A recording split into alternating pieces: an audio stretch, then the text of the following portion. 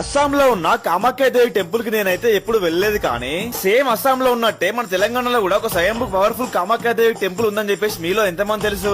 ఈ ఆలయంలో అమ్మవారు అయితే మనకి మరెక్కడ లేని విధంగా యోని రూపంలో అయితే దర్శనమిస్తారు.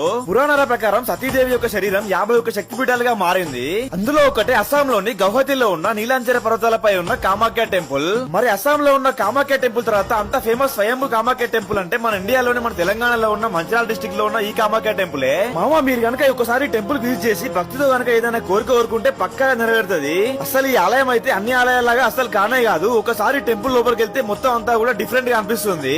ఈ ఆలయంలో పవర్ఫుల్ కామాఖ్య దేవితో పాటు మనకైతే వారాహి దేవి, లలిత త్రిపుర సుందరి, రాజశ్యామల దేవితో పాటు పెద్ద శ్రీచక్రం కూడా మనకైతే దర్శనం ఇస్తుంది. ఇంకా అలాగే కింద ఉన్న అండర్ గ్రౌండ్ టెంపుల్ లోపలికి వెళ్తే ఇక్కడ మనకు అమ్మవారు అయితే యోని రూపంలో దర్శనం ఇస్తారు. ఇంకా మనకి ఇక్కడ దశమహావిద్యాలు కూడా దర్శనం ఇస్తాయి. ఈ ఆలయంలో అయితే అమ్మవారికి పూజలు చేయడానికి ఆడవారు మాత్రమే పూజారులుగా ఉంటారు.